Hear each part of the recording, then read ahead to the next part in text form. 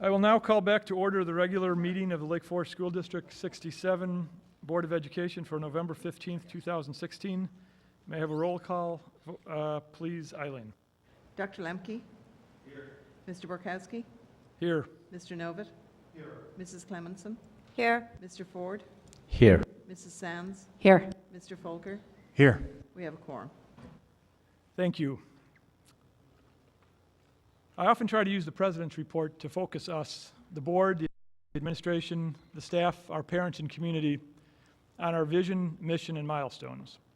We are currently in the midst of some exciting work which will hopefully accelerate our progress towards that vision in a significant way. And we'll be voting on a chunk of that later tonight. But I'll save that news until next month, as we are still working through many details. Today I want to share an example of what learning looks like in our new vision. 2 weeks ago, our 6th, 7th, and 8th grade orchestra students had a unique and memorable experience. They spent 2 days rehearsing with Mark Wood, culminating with an incredible concert. Mark Wood is the founder of the Trans-Siberian Orchestra, is an Emmy Award-winning creative genius, an international recording artist, and he also created a music education program named Electrify Your Strings, which is the program that our students experienced with him. Mark's program embodies our district's vision perfectly. The tagline of his program is Igniting Potential, Inspiring Passion, which sounds a lot like our vision statement. I heard some of Mark's discussion with the students. None of it was about notes on the page, but rather was about empowering students to think and act creatively while building self-confidence. I looked at our students' experience through the lens of our district's vision statement, and I saw a lot of overlap. As you can see on the video that's starting to play, the program was entirely hands-on with a crazy high level of engagement. It was experiential versus just another day in the classroom, and it literally extended the learning beyond the traditional classroom walls as the students spent 2 full days on the main stage at the high school.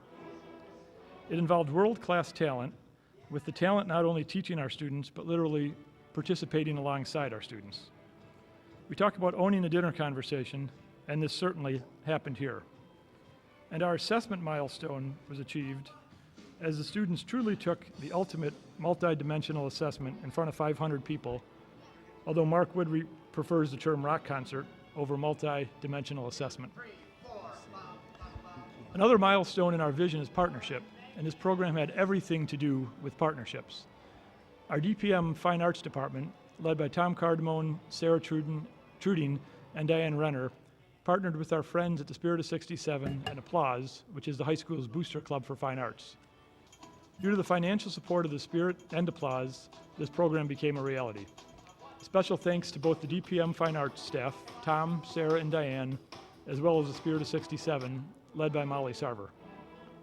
I spoke with many students during and after the program, and one comment really stood out to me. One student who was ecstatic about the experience simply said, "I am so sad it is over." For those 2 days, the entire group of students couldn't wait to get to school. For those 2 days, our district's vision became a reality for those students. Was this program a once-in-a-lifetime mountaintop experience? Maybe, but I really hope not. I hope that we, as the adult leaders charged with achieving that vision, can use it to better understand what the future of education at District 67 might look like. A tangible measure of success for us might be that instead of hearing, "I'm so sad that it's over," we hear students saying, "That was awesome, and I can't wait to come to school tomorrow for my next adventure." That is what our vision looks like. To add a bit more color to this, we have a video of one section of the students' final assessment, the DPM Orchestra playing Eleanor Rigby alongside rock star Mark Wood. While you're watching that, think about what you might want to ask Mark if you could talk to him, as he'll be joining us via video link for some Q&A immediately following the video. Fantastic. Wow.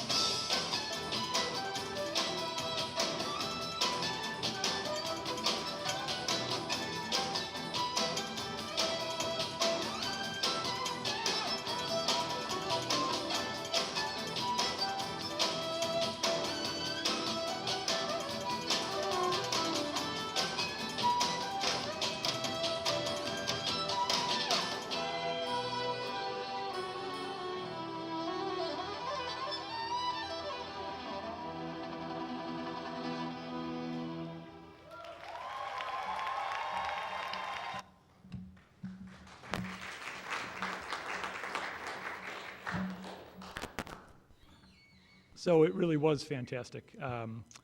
Mark is on a video conference call with us. Hello, Mark.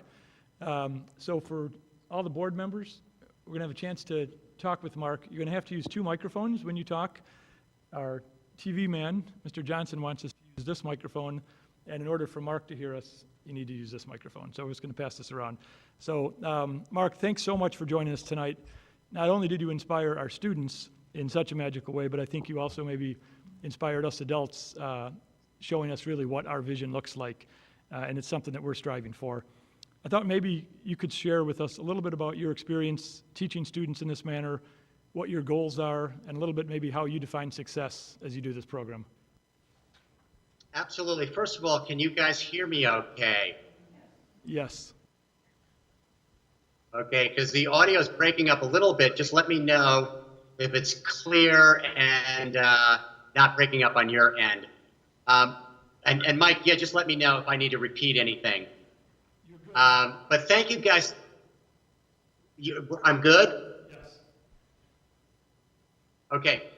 First of all, thank you guys so much.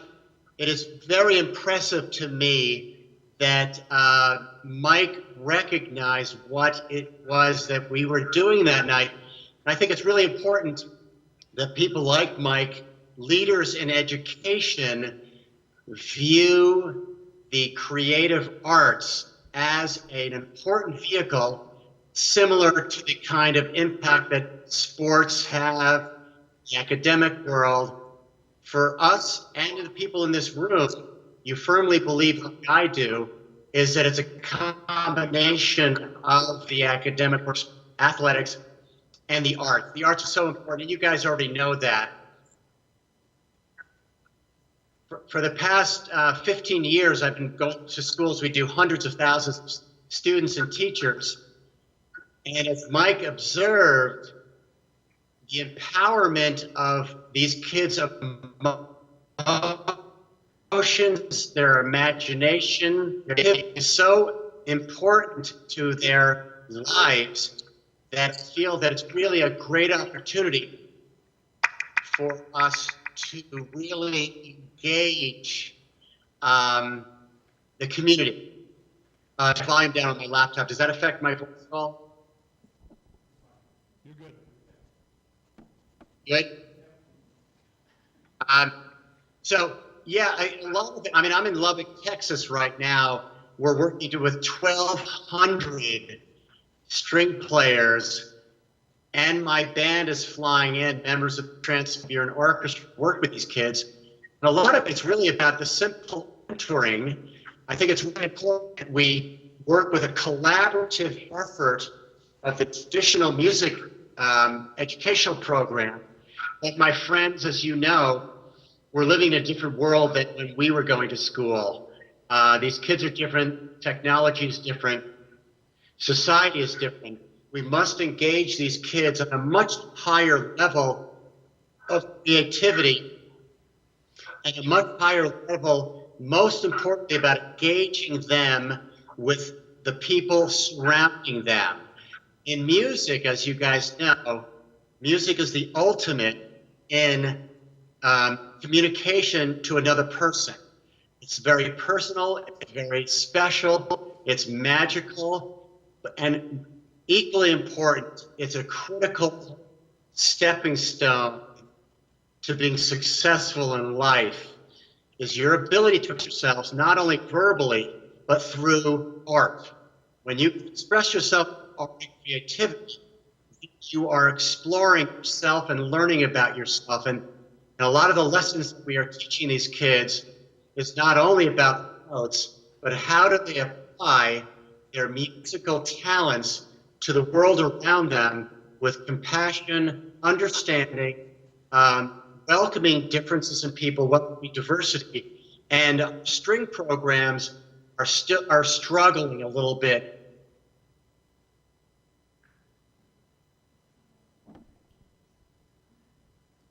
Mark, we may have lost you. Antiquated, or the presentation become antiquated. We must be leaders in the progress of keeping up to with the way these kids think. I mean, they're living with this thing all the time. as you know, and how do we engage them so that this is actually removed and put in their case and they're only dealing with the music and the expression. So we're finding tremendous success because of leaders like the people in this room, is that you're recognizing the important opportunity. The question of the century is, what can we do now to prepare these kids for the 21st century experience? And my friends, I can't tell you something you already know. It's about being creative, imaginative, and it's truly an American virtue that we are able to explore our expression. And I think, you can express yourself in sports, you can express yourself in math and science, but math and science are very specific database information. You can't cry in science, you can't cry in football, but you can cry when you make music. And when you access your deep emotions, man, these kids change, and then they become much more sensitive to the energies around them. So, I could go on for hours sharing this with you. But so I'm ready for any other questions if you want, or you want me to keep going. I just wanted to make a quick comment. I talk about tears. I was almost welling up watching the video because 3 years ago, we put together a mission and vision, and we talked about educating without boundaries. And what an amazing example of that this is. And I know my Facebook feed was blowing up as parents were posting their experiences. They were overwhelmed. They were so excited. So I just want to thank you for working with our kids. I know they had an amazing experience with you. It's great for me to be able to see the full, video because I only saw little snippets on Facebook.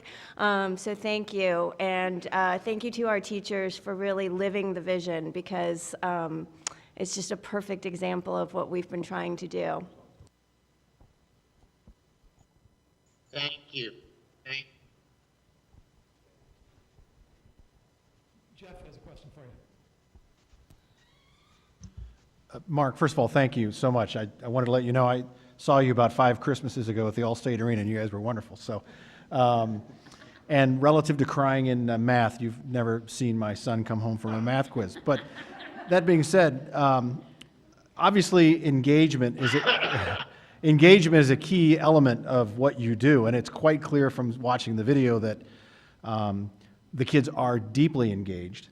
I guess my question is, do you find that translates effectively over into technical advancement, or that not only are they having fun, but they're able then to learn more relative to how to play the instrument, how to express themselves on the instrument, and so forth? Yes, and again, if the audio is breaking up, it was breaking a little bit for your question, but thank you for that question. I think that without question, life lessons, as you know, in a school, no offense to you guys, but it is a bubble. It's a closed environment that's protective. And the sooner teenagers understand the way the world works, and the world, the way it works, is how to present ourselves. And I use the word magnet every day. We must get these kids to understand about the power of a magnet holding people and energy towards them so that they benefit from the success of having that kind of bonding. And in music, there's no rules. There's some parameters, but it's so emotion driven. And by the way, I have to tell you this, that your question to me is, what have I seen great disappointment in our school system is the struggle that the teacher had in activating 21st century technology thinking expression. Remember, in the string world, orchestra world, it's very much based on classical music from Europe. I love classical music, and I play it all the time. It's not about music is better than that music. What it is about is finding the student in the music, finding that person, finding their voice. And once they find themselves in expressing themselves and learning about themselves, then the benefits of that are transformative. My friends, there's one word that I find to be a critical word with students. It's called confidence. And if you exude confidence, whether you're graduating from Harvard University or you dropped out from high school, if you exude confidence,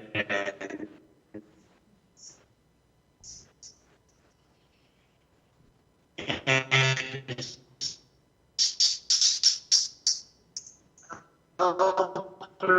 sure you will be successful. And I found that when a kid finds confidence in the abstract concept of music and allow us to learn about ourselves. Our mistakes, our virtues, our successes, and our failure are a beautiful contribution to the way we form ourselves.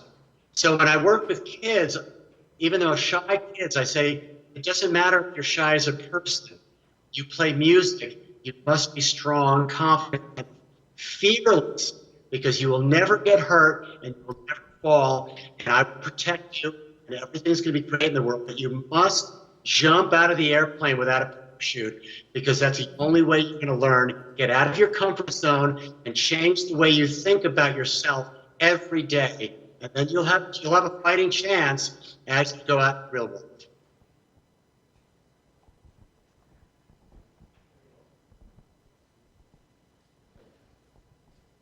Mark, thank you very much. Thank you very much for, again, for inspiring our students and being with us tonight. This has been fantastic, so thank you. I'm sorry, Mike.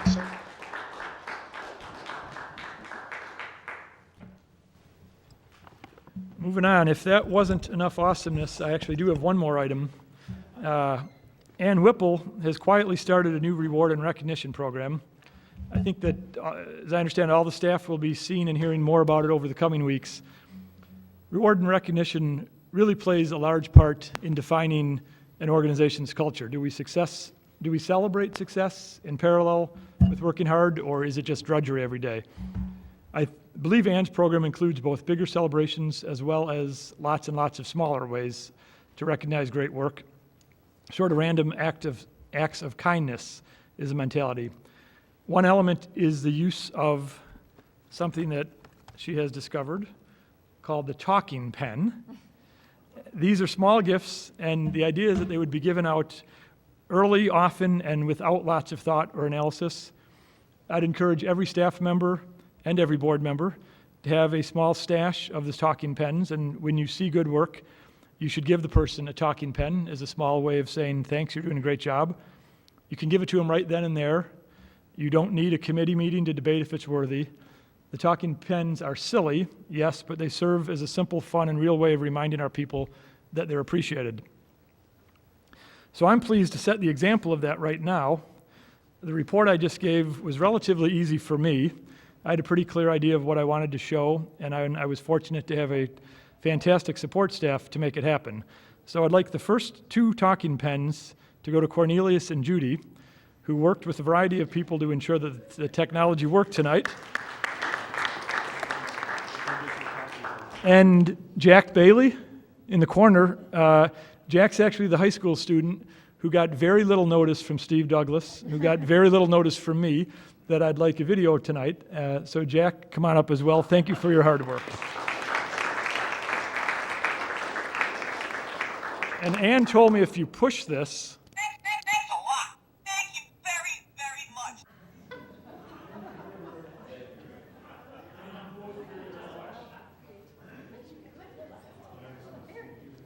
and everyone should get more of these from Ann. And the idea is not that I'm the only one giving these out. Everyone should be giving them out, not just board members, staff, administration, principals. When you see somebody doing something good, give them a talking pen. And that, believe it or not, concludes the president's report.